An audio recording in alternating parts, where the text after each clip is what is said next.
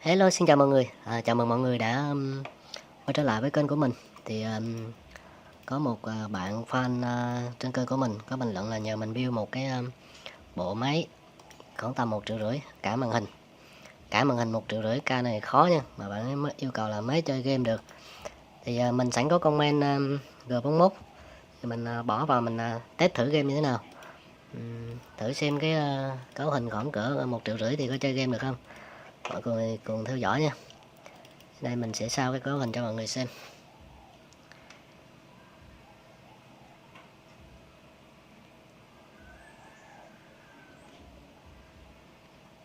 Đây, hiện tại con CPU của mình là Core 2 Duo E74 2x2 luồng.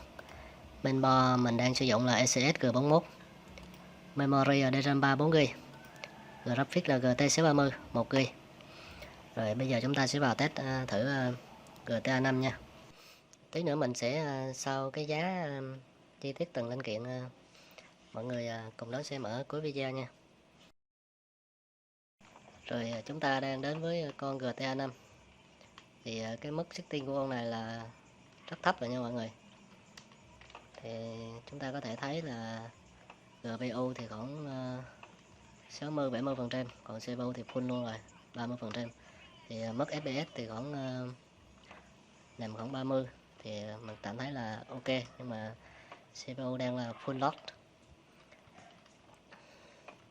Ban đầu mình đang tính build cái G41 này với con Q6006, nhưng mà mình không có con CPU Q6006 nên mình lấy tạm con E74 chơi thử như thế nào. Hơi bị lag nha mọi người. Đó, đứng rồi.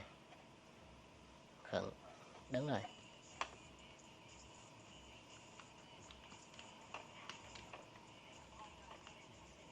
Trong con CPU lúc này nó là trên phần trên nên nó rất là ném rồi, nó hoạt động trên phần trên luôn rồi.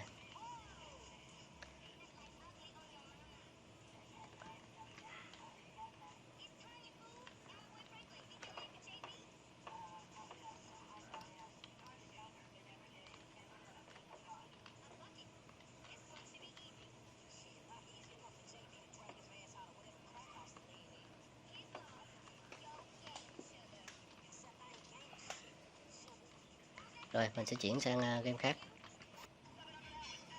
Rồi chúng ta đang đến với Call of Duty 4. Thì cái game này nó cũng khá là nhẹ, mới vừa nói nhẹ nó đứng luôn rồi.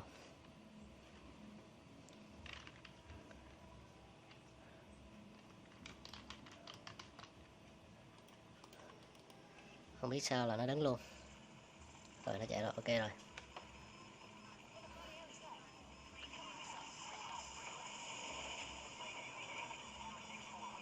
Mình thấy cái combo này nó gồng Call of Duty 4 rất là ok. Thì RAM mình có 4GB, nhưng mà con này nó ăn tầm khoảng 3GB RAM. Còn CPU thì khoảng 60-70%. GPU thì con này nó ăn GPU nhiều hơn.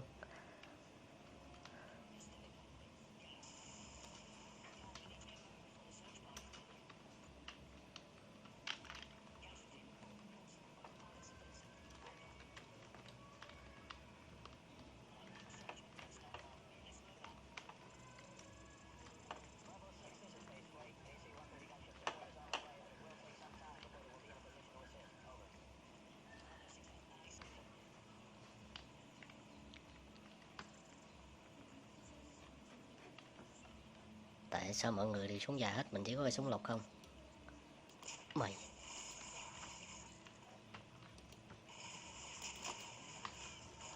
Ây da, ây da.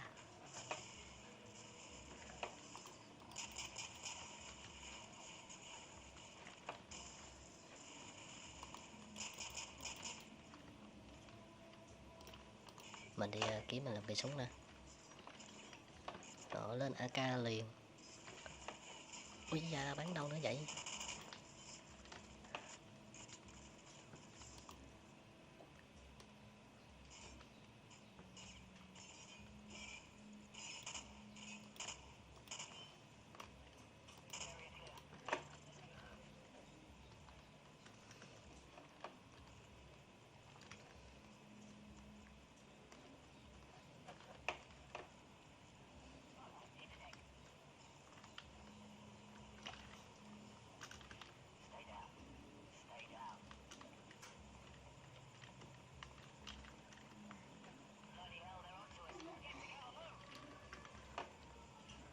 Rồi mình sẽ chuyển sang cái game tiếp theo ha. Rồi chúng ta đang đến với FIFA Live 4.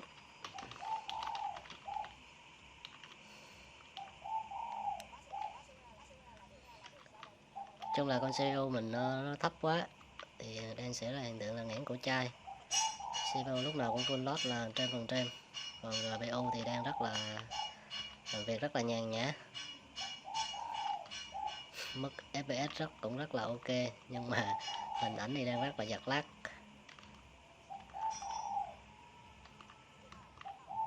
Để mình vào xem setting có chỉnh được cái gì không.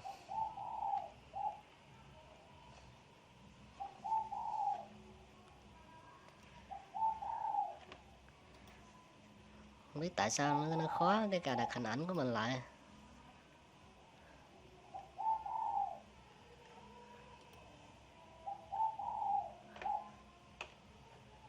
Cài mặc định nha mọi người.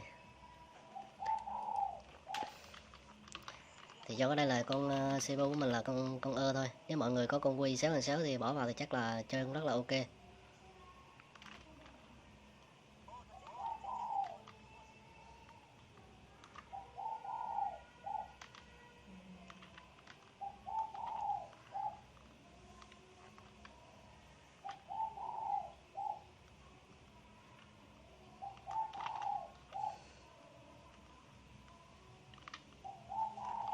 Rồi mình sẽ chuyển qua game khác nha mọi người, cái này nó giật quá. Rồi chúng ta đang đến với Genshin Impact trên bộ PC 1,5 củ.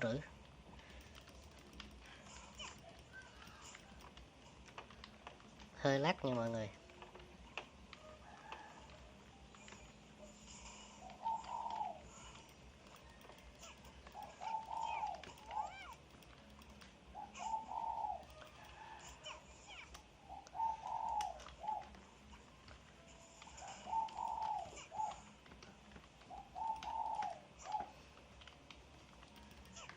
CPU đang khoảng tầm 90 đến 80, 90%, trên 90%. Cái game này đang GPU nhiều hơn. GPU đang là khoảng 98% là cao nhất. FPS đang dao động từ mức gần 30 fps. RAM 4GB thì hết 3GB 7 rồi. Rồi bây giờ mình sẽ cho mọi người xem em nó. Đây em nó đây, con GT630. Chờ một xíu mình sẽ đây là em đó, G41R3, RAM là hai thanh 2GB, tổng cộng 4GB. Cái nguồn thì nguồn công suất thật ACVL nha mọi người.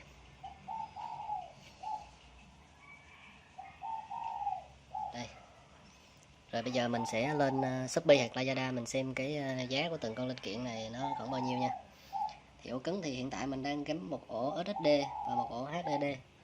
Thì để mình xem lên Lazada mình xem thử cái giá của linh kiện này tất cả là bao nhiêu. Mình thoát kênh tí ra. Rồi bây giờ chúng ta sẽ cùng nhau đi chợ ha. Mình sẽ tìm main G41 DDR3 nha mọi người. Mình đang xài là DDR3.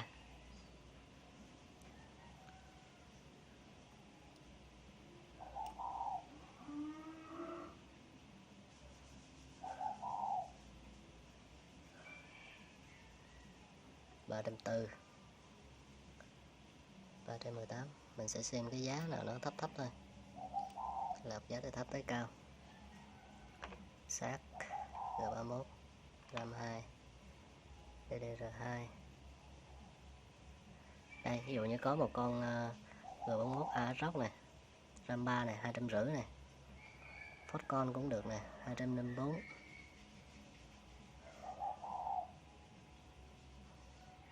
Mình thử cái này đi. Thôi cái này tới 380 lần.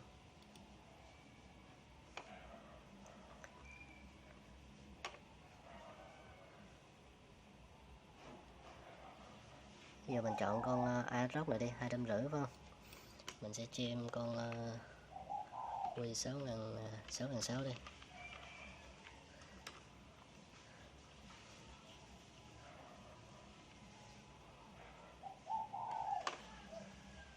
đây mình thấy có con Quy 6.600 150 nè,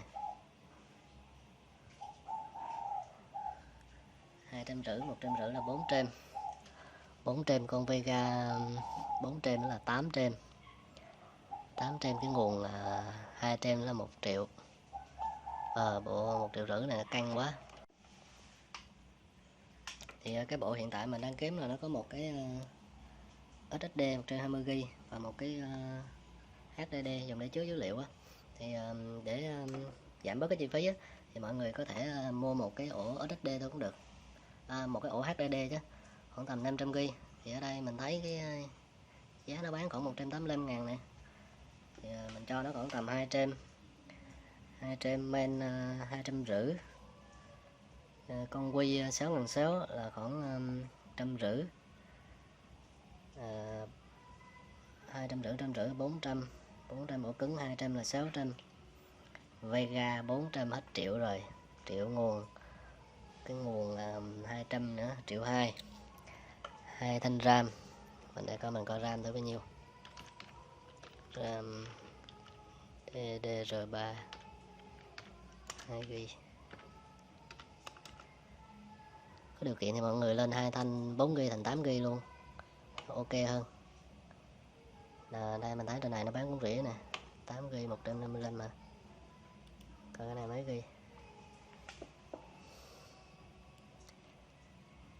2GB là 52.000 một thanh, 2 thanh là 104.000, 2GB bớt 1.600, 4GB bớt 133 nè, 150 một thanh, 2 thanh gần 3 trem. Thì nguyên cái cục này thì khoảng tầm 1,5 triệu rồi, chưa tính cả màn hình. Rồi mọi người xem video thì cho mình xin một đăng ký kênh nha, để mình có động lực làm các video tiếp theo nha. Rồi xin chào tạm biệt mọi người nha.